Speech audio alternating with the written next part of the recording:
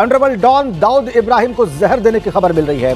उसे अस्पताल में भर्ती कराया गया है और उसकी हालत भी गंभीर बताई जा रही है।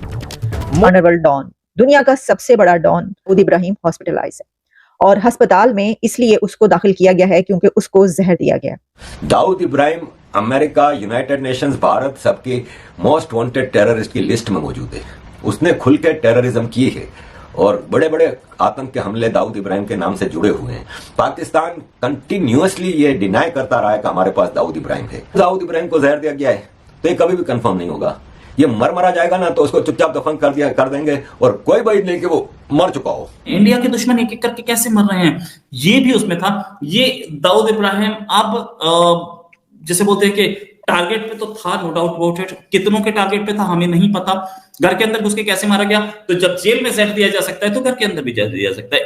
इसमें किसका हाथ है किसका नहीं है, इसमें बहुत क्लैरिटी नहीं है। ये राह की साजिश है या ये पाकिस्तान के अंदर किसी की साजिश है, या ये एक वैसा ही कत्ल है जैसे कई एक कत्ल पाकिस्तान के अंदर गलियों में और चौराहों पर और चौकों में घुस घुस के कोई लोगों को मार रहा है। क्या ये उसी में से एक कत्ल है? पाकिस्तान में एक के बाद एक जिस तरीके से टेररिस्ट या टेररिस्ट ग्रुप के साथ जो लोग अटैच है उनको मारा जा रहा है, वो भी जरूर एक ऐसी चीज है जिसको लेकर सारी दुनिया ही हैरान हो रही होगी। इसलिए कि पाकिस्तान ने अब तो हमेशा से इस तरह के लोगों को ना सिर्फ ये कि सपोर्ट किया है, फंड किया है, बल्कि इस तरह के लोगों को बचाया है। दाऊद इब्राहिम के हवाले से वो अगर उसको जहर भी दिया गया है तो कैसे कंफर्म होगा? पाकिस्तान कभी भी एक्सेप्ट नहीं करेगा कि दाऊद इब्राहिम को जहर दिया है, मर गया है, जिंदा है, हॉस्पिटल में है, ये है वो है।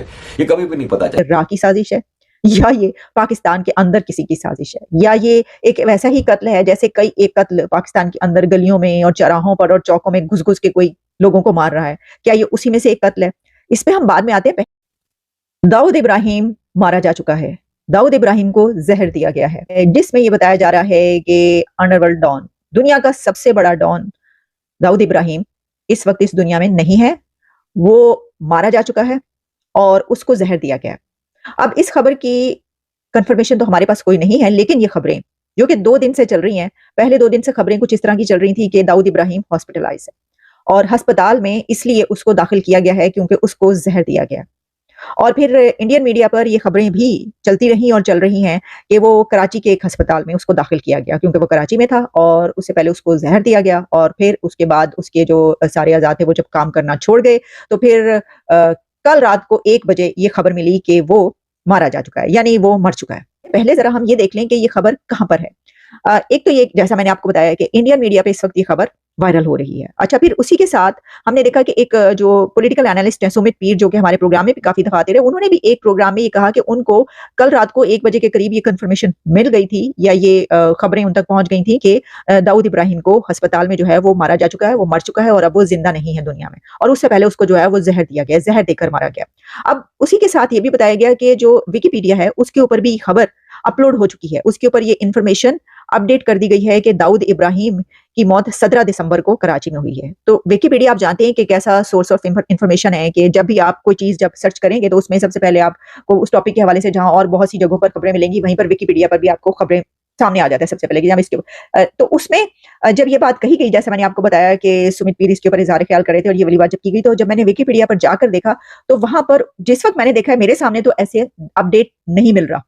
तो हो सकता है कि क्या रीजन टू रीजन इसको अपडेट किया जाता है, हर जगह पर ऐसा चल रहा है विकिपीडिया पे, या उसको अपडेट किया गया था और उसको डिलीट कर दिया गया, या क्या है? इसके बारे में मेरे पास तो कोई मतलब ऑथेंटिसिटी मैं इस बारे में नहीं बता सकती, लेकिन ये बताया गया कि जनाब वो जो है वो विकिपीडिया पे भी अपलोड कर दिया गया कि 17 दिसंबर को कराची में उसकी मौत हुई। और आप जानते हैं कि उसकी जो पैदाइश है वो 26 दिसंबर 1955 1955 की है। चलें, ये बात तो अपनी जगह पर कि जैसा हमने पहले भी कई मरतबा इसके पर बात की कि भाई ये हो क्या रहा है कि पाकिस्तान के अंदर लोगों को घुस घुस के जो है वो मारा जा रहा है, और कभी ये कहा गया कि ये राह की साजिश है, ये दूसरे मुल्क की एजेंसी जो हैं उनके गुमाश्ते, उनके लोग जो हैं, उनके एजेंट्स वो गली गली फिर रहे हैं और लोगों को मार रहे हैं। अब ये बात इसलिए कही जाती है क्योंकि जो इस तरह के लोग जो मारे जा रहे हैं या जिनकी खबरें आती हैं ऐसी, उन सब का ताल्लुक कहीं ना कहीं से ताने बाने जो जाके जुड़ते हैं उन दहशतगर्दी के हमलों से जो कि इंडिया पर किए गए। अब दाऊद इब्राहिम का जो नाम है वो आप जानते हैं कि मुंबई हमले जो हैं उसके जो मास्टरमाइंड कहा जाता है, जो सबसे ज्यादा नाम लिया जाता है वो दाऊद इब्राहिम का। असर सिर्फ यही नहीं बल्कि दाऊद इब्राहिम का नाम तो और बहुत सारी ऐसी चीजों में लिया जाता है। और ये भी बात याद रखिएगा कि दाऊद इब्राहिम इंडिया और अमेरिका की तरफ से डिक्लेयर्ड दहशतगर्द है। डिक्लेयर टेररिस्ट है वो। और उसके ऊपर मेरा ख्याल है कि $25 मिलियन का बाउंटी भी है, वो भी रखा गया, इनाम रखा गया कि जो भी बताएगा कहाँ पर है और कैसे है।